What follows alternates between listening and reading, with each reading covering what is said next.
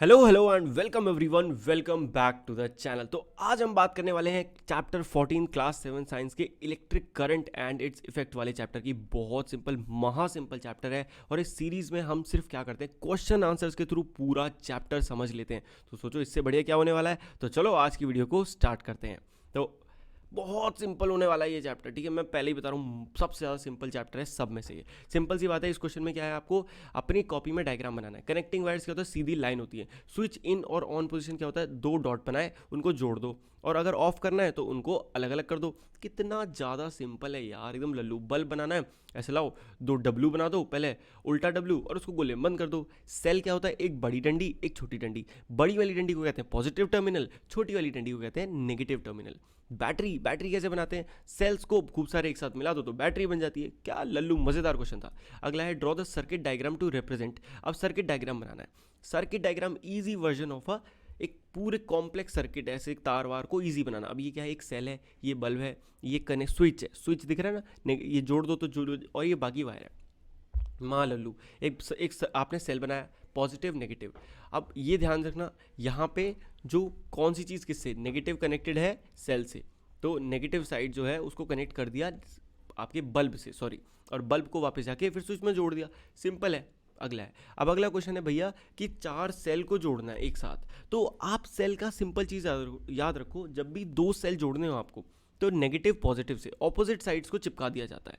यहाँ देखो, नेगेटिव को कनेक्ट कर दिया पॉजिटिव से, फिर नेगेटिव को पॉजिटिव से, फिर नेगेटिव को पॉजिटिव से। बस ये सिंपल तरीका होता है सेल्स को साथ में जोड़ने का। क्वेश्चन में बहुत घुमा फिरा के देंगे पर पूछेंगे सेम चीज़। अगला क्वेश्चन है, the bulb in the circuit shown below does not glow. अब ये बल्ब क्यों नहीं जल रहा है, अभी मैंने बस बताया था, ध्यान से देखो। इस जगह पे पॉजिटिव पॉजिटिव को साथ चिपका दिया गया है, तो बल्ब कैसे चलेगा, है ना। अभी हमने पढ़ा था ऑपोजिट होने चाहिए, तो बस यही इसका रीजन है।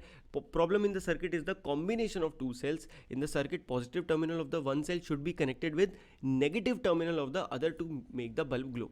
ऐसे जोड़ना था, अब जल गया। अब आपको दो इफेक्ट ऑफ इलेक्ट्रिक करंट बताने हैं, यानी कि इलेक्ट्रिक करंट की वजह से कौन से दो इफेक्ट होते हैं। तो पहला होता है, electric current can give rise to heating and lighting. अगर आपने हीटर देखा होगा, हीटर का क्या काम होता है, हीटर में एक तार होता है, मोटा बड़ा हार्ड सा तार होता है, उसमें इलेक्ट्रिक करंट हम प्रोवाइड करते हैं, तो धीरे धीरे गर्मी पैदा करने लगता है और लाइट भी थोड़ा जलने भी लगता है। तो इलेक्ट्रिक करंट की वजह से हम क्या कर पाते हैं, हीटिंग इफेक्ट और लाइटिंग इफेक्ट ले पाते हैं। दूसरा होता है, electric current can convert a straight conductor. यानी कि सिंपल सी बात है, अगर आप एक तार है लोहे का, उसको आप एक उसमें से करंट पास कराओ, तो वो किसकी तरह काम करने लगेगा, एक टेम्परेरी छोटी सी मैग्नेट की तरह काम करने लगेगा। सिंपल, आ गया समझ में।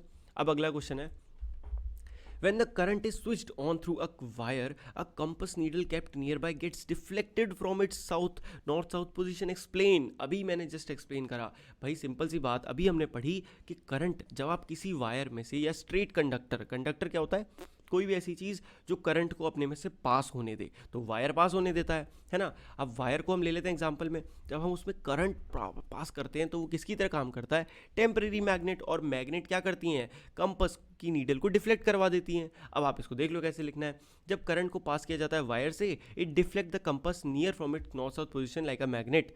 क्यों, this is because magnetic effect of the current, इसे कहा जाता है magnetic effect of the current.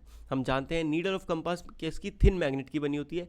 जब ये नीडल किसी ऐसे कांटेक्ट में आती है दूसरी मैग्नेट के, तो ये क्या कैसे बिहेव करती है, poles of the magnet repel each other. तो पोल्स रिपेल करने लगते हैं, जिसकी वजह से, और ऑपोजिट पोल्स अट्रैक्ट करने लगते हैं, जिसकी वजह से डिफ्लेक्शन आने लगता है। इस केस में वायर जो है वो मैग्नेट की तरह बिहेव करने लगता है, और जो डिफ्लेक्शन उसमें कंपस में आ जाता है। आगे समझ में। तो चलो आगे बढ़ते हैं। अब एकदम लल्लू सा क्वेश्चन है, क्या ये कंपास, आपको ये जो दिख रहा है यहाँ पे, अगर एक कंपास लगा दिया जाए इसके पास तो क्या डिफ्लेक्शन आएगा। क्वेश्चन कहने का मतलब यही है कि क्या ये टेम्परेरी मैग्नेट की तरह काम करेगा। कब करेगा, जब आप इसको करंट पास करोगे। हाँ भैया देखो एकदम बढ़िया लग रहा है, करंट तो पास होगा। अरे भाई यहाँ पे सेल कहाँ है, वोल्टेज कहाँ से दोगे, सोर्स क्या है करंट का, है कि नहीं। ये क्या है, ये तो स्विच है, ये बल्ब है, ये तार है, तो तार ही तार को गोल गोल घुमा दिया तो क्या कुछ पास होगा करंट, नहीं। क्यों नहीं होगा, क्योंकि इसमें सोर्स ऑफ इलेक्ट्रिक करंट या तो वोल्टेज करंट कुछ दिया ही नहीं है, नो बैटरी। आप समझ में आया क्यों नहीं होगा। ठीक है, अब फिल इन द ब्लैंक्स देख लेते हैं।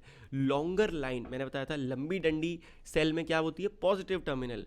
दो या दो से ज़्यादा सेल को जोड़ने में तो उसे कहते हैं बैटरी।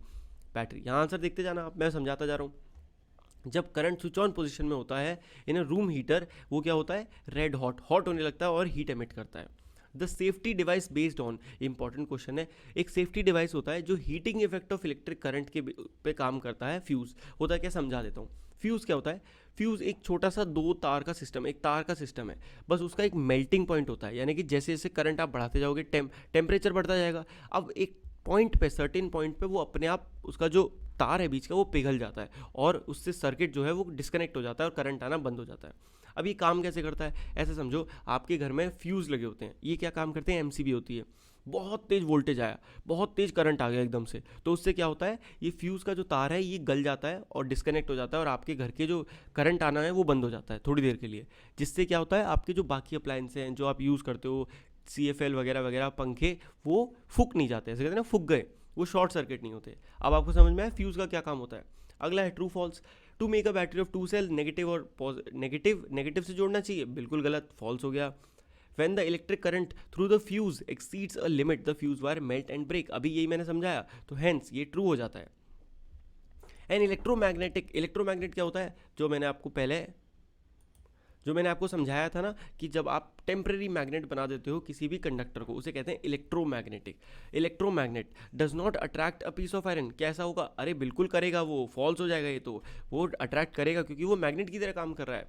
ठीक है, अगला, an electric bell has an electromagnetic, electric bell में भी क्या होती है, इलेक्ट्रोमैग्नेट होती है, ये भी ट्रू है। ठीक है, next, do you think an electromagnet can be used for separating plastic bag.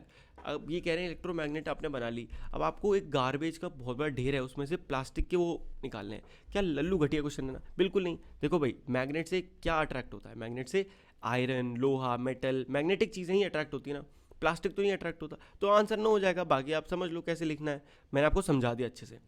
एक इलेक्ट्रीशियन है जो कुछ रिपेयर कर रहा था आपके घर में, उसने बोला भैया मैं आपके घर का जो फ्यूज़ है ना, इसके बदले एक लोकल सा तार लगा देता हूँ, क्या आप एग्री करोगे, बिल्कुल नहीं, कभी एग्री नहीं करना। फ्यूज़ जो है प्रोटेक्टिव यूनिट है, उससे ही आपके घर के सारे अप्लायंस सेफ रहते हैं, तो ऐसी चीज़ों पे कभी भरोसा नहीं करना है। वायर्स की जगह हमेशा फ्यूज़ यूज़ करने हैं स्पेसिफिक मेल्टिंग पॉइंट के, क्यों, इसलिए। ठीक है, तो we should always use ISI marked fuses, ISI mark, government की तरफ से ISI मार्क होता है सही फ्यूजेस पे जो हमें यूज़ करने हैं, जिससे हमारे घर में शॉर्ट सर्किट ना हो।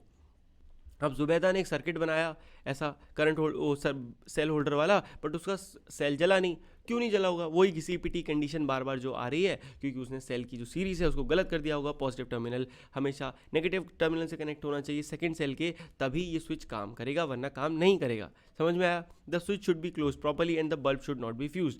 सारे आपको प्रॉब्लम्स बता देने, क्या हो सकता है, या तो उसने सही से कनेक्ट नहीं करा होगा, या तो उसने स्विच ऑन नहीं करा होगा, या बल्ब जो है वो फ्यूज़ होगा, ऑलरेडी फ्यूज्ड बल्ब होता है। अब जुबैदा जब ये सब चेक करेगी तो बल्ब पक्का जल जाएगा। अगला क्वेश्चन है, इन दिस सर्किट, आप इस सर्किट में क्या करना है, would any of the bulb glow when switch is on और off, what will be the order in bulbs ABC। देखो ये कह रहे हैं would any of the bulb glow when switch off, क्या गधे हैं, ये कह रहे हैं कि अगर हमने स्विच ऑफ कर दिया तो क्या कोई बल्ब जलेगा। अब कुछ बच्चे दिमाग लगाते हैं, भैया करंट यहाँ से आ रहा है, आया आया आया, अब इसमें करंट आ गया, अब उसके बाद तो ये आगे वाले नहीं जलेंगे, ए जलेगा। ऐसा नहीं होता बे। अब अगर सर्किट ही डिस्कनेक्ट है, अगर सर्किट ही डिस्कनेक्टेड है, बीच में से गैप है, तो करंट कहीं से कहीं जाएगा ही नहीं, समझ रहे हो, करंट वहीं रुक जाएगा अपनी जगह पे, तो कुछ नहीं चलेगा। तो ये पहले क्वेश्चन का आंसर हो गया नो। क्या हो गया, नो। ठीक है, समझ में आया। और अब दूसरा क्वेश्चन है, अगर मानो हमने ऑन कर दिया तो कौन सा एक साथ चलेगा, तीनों बल्ब एक साथ जलेंगे। क्या होगा, तीनों बल्ब एक साथ जलेंगे, सिंपल आंसर है। ठीक है, एक साथ करंट सेम डिस्ट्रीब्यूट होता है। तो बस कितना छोटा सिंपल सा मज़ेदार चैप्टर था। अगर वीडियो बाई देख के मज़ा आ गया, चैप्टर समझ में आ गया, चकदे फटे हो गया, तो क्या करना है, कमेंट कर दो मज़ेदार सा कुछ बढ़िया सा। चैनल को सब्सक्राइब नहीं करो, फटाफट कर लो, और वीडियो को लाइक भी कर देना। मिलते हैं आपसे नेक्स्ट वीडियो में, तब तक के लिए good bye, take care and पढ़ते रहिए, मौज लेते रहिए।